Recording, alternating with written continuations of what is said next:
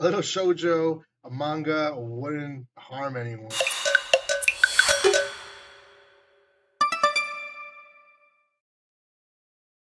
Welcome back to the channel, guys. It's me, Irvin, with another manga volume review. This is going to be on Tsubaki Chou Lonely Planet, the first volume, and it is brought to you by Yem Press, or at least translated for you guys in English and produced here in the US. So, thank you so much to Yem Press for sending this to me to review for you guys, and I hope you guys are checking them out. I have quite a bit of reviews from their products, more to come for sure. So keep up with all the stuff that I'm releasing left and right from for them.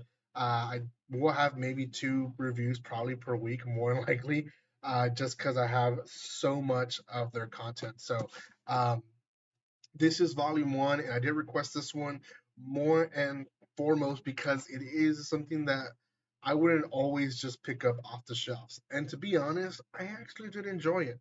It is a shoujo based type of series, but it's very, very, very cute. So before anything, if you haven't done so by now, make sure you subscribe to my channel. Check out the description below. You guys can find a link there where you guys can buy cheap manga like this one and light novels and other stuff at a very, very cheap price. It helps my channel, so make sure you use my link and give as much love as possible that way. So, what is Tsubaki Chou Lonely Planet about? Well, it is a romance first and foremost. I will say it's that's mainly what it is, and then a little bit of high school growing up life.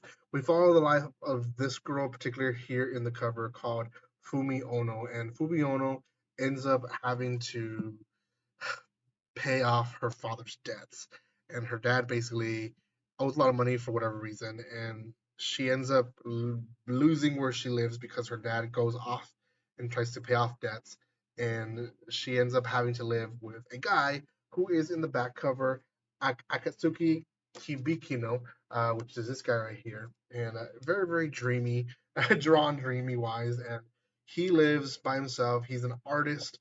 Um, he's an illustrator, novelist, and she basically jumps into a chance of being his mate essentially. At first, the chemistry is not there because he was expecting like an actual lady showing up and cleaning his house and basically making his meals, and this high school girl shows up, so he's kind of like not for it. But eventually, she kind of shows him that she is useful, and the entire volume is their relationship kind of growing from complete opposites to them realizing that there's more than they have in common. There is probably one big iconic scene. I wish I had a saved tab here, but essentially he protects her from. Oh, here it is. He protects her from an underwear thief when she's washing her clothes, and she is very deeply confused of what this feeling is being protected, while basically all her life she's been trying to um, make it through, kind of make ends meet, and not really having someone there in her life to protect her.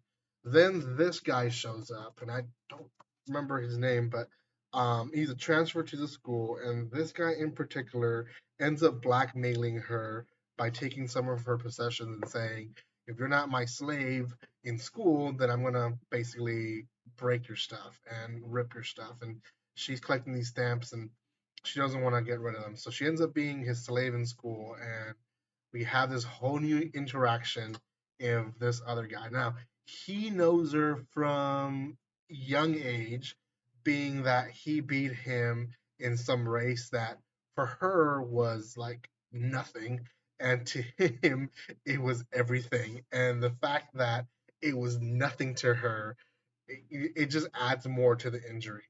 Our lovey-dovey guy, um, Akatsuki, finds them one time after school and assumes that they're dating, but they're not. And essentially, there's that tension now of kind of a love triangle going on there.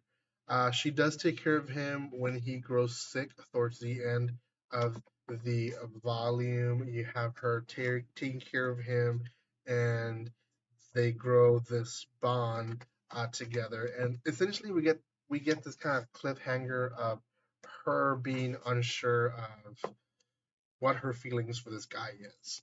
Um, and that's it. That's the entire volume. I don't want to add too much where you guys get the whole thing, but check it out. Great volume. I think out of 10, I would put this one a 7. Um, Shoujo's never intrigued me. Like, this is definitely written for a girl, but it does intrigue me. It's nice. It's a cute love story. I will say this one thing though.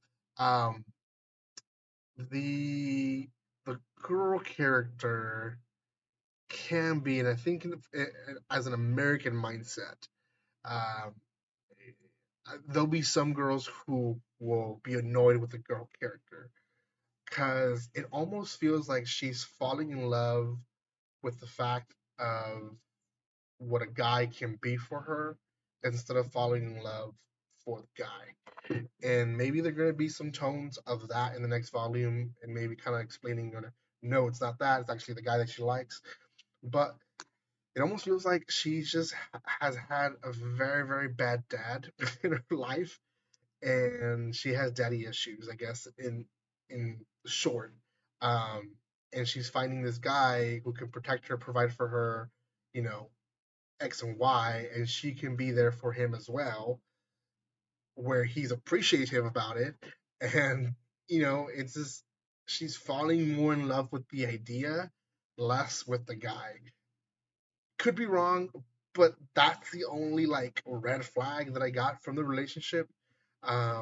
So yeah, we'll see. We'll see what volume two and maybe even future volumes do with the story. But for now, great volume, highly recommended. If you guys have not checked it out, go buy it. It is by Impress or produced by Impress, so go check it out. Again, Tsubaki Chou, Lonely Planet. You can check out in the description below a link where you guys can buy cheap manga and anime. Give some love to this video by commenting, liking, and sharing. Make sure you guys are sharing with your friends. That way, I can get more of these sent to me so I can review for you guys. So, thank you guys for love and support. Like always, don't be strangers. See you guys next time.